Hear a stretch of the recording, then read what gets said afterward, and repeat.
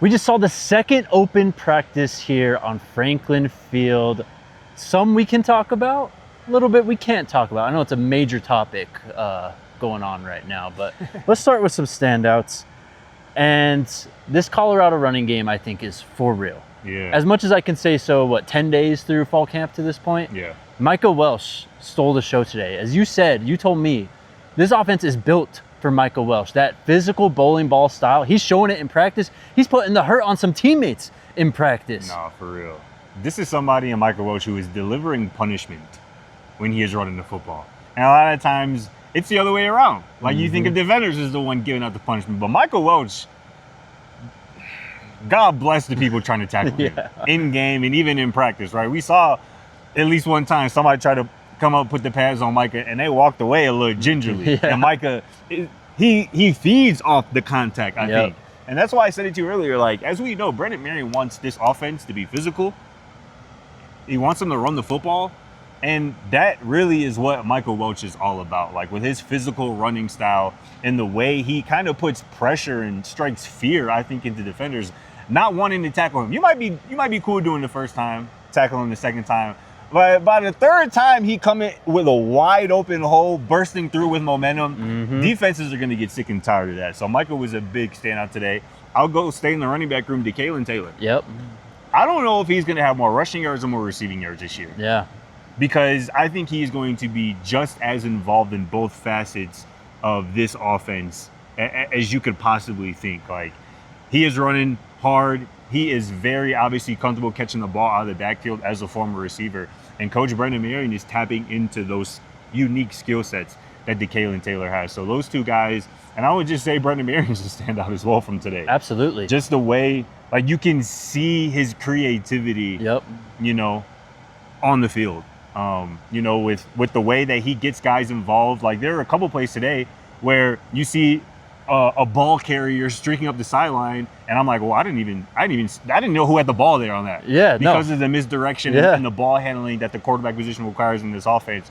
It's going to have defenses guessing and on their heels. No, this is an offense that is going to stretch teams vertically and horizontally, as we've talked about all off season long. But man, it is going to be a joy to watch when we get to game time here in 21 days? We're 3 weeks away now? 21. Let's go. Ernest Campbell. Big Earn. He's going to play a big role for this team all over the field. And I know that we're down a couple guys right now, guys who are going to play a lot, Danny Scudero and Cam Perry, right?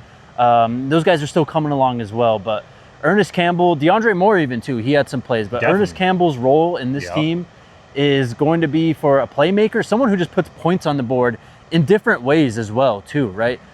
He's going to be one of the most, I think, dynamic players for this team in 2026. I swear, man, the speed is going to be an X factor, a touchdown scorer. I think he's going to be for this team this year. And obviously Brendan Marion knows exactly how to utilize him and exactly what he's going to get out of Ernest Campbell in this go-go offense, man. We spent some time on the offense, go the other side of the ball, man. One of my biggest standouts from today, literally and figuratively, this big Samu Taumanupepe, man. 6'3", 375 pounds. Just signed a deal with Fashion Nova Men, man. Go check it out.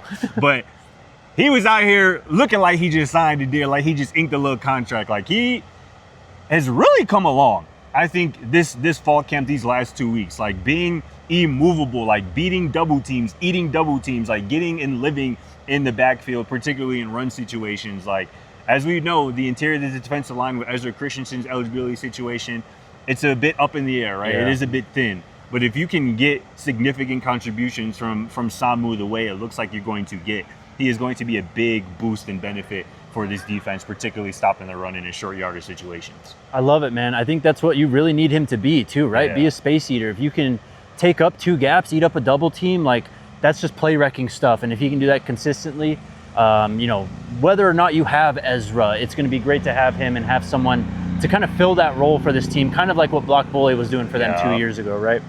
On Tuesday, Makari Vickers was a big winner, right? How about the other nickel, JaJa Boyd, someone who stood out last week. He was making plays all over the field today. Preston Ashley too, I think, another standout today. Someone who, you know, we talk a lot about Braylon Edwards. We talk a lot about Mojo, you know, those freshman corners coming in, and in Braylon's case at safety, right? But Preston's going to get some playing time as well this year. But JaJa Boyd, he's making this competition for that starting nickel with Makari Vickers very interesting. I think both are kind of in the circle of trust at this point in time. You're going to see both of them play a lot of reps, throughout games this season. Yeah, man, that competition is bringing out the best in both of them, it seems like. Like, it seems like they're trading days, like having, big plays, making big impacts. So I think both of those guys, well said, in the circle of trust. Yeah. I think this coaching staff trusts both of them quite a bit. Last standout for me, man, Tyler Martinez, man. A guy who Coach Prime has called the pro, a guy that we expect to play a big role in this defense, whether they have 2 or 3 linebackers on the field. Lauded for his run defense, his ability to stop the run, but flash his coverage skills today. Yeah. And I think that's a part of his game that is maybe either slept on or is still coming along, but he has shown strides in being able to get out in space and cover up some tight ends and, again, just get into passing lanes, get his hands on footballs. That is something that we saw on display today and something that is going to make Tyler Martinez a well-rounded linebacker and player for the second level of his defense this year. I love it. I got a couple more in the trenches. Sean Kenney, I think, was a standout to me in some periods. Again, just he understands leverage so well. And when he's going against some of these bigger defensive tackles, because, that center position, it's always usually your smallest lineman or quote-unquote smallest lineman, right? But he is someone who he gets it. Like, in pass pro, I think he's someone that this team really trusts. And on the other side, Yamil Talib is going to play this year for this team as well. This is a pretty deep edge rotation. I think we theorized that coming into the season. Maybe Toby and Nene is one of those guys who, like, you can star and say, like, he's going to just be, one of the first guys in there. Yeah. But Yamil Talib is going to play some significant snaps for this team, I think, as well. I agree. That's it for our second open practice here at Colorado. We will see you guys back here soon.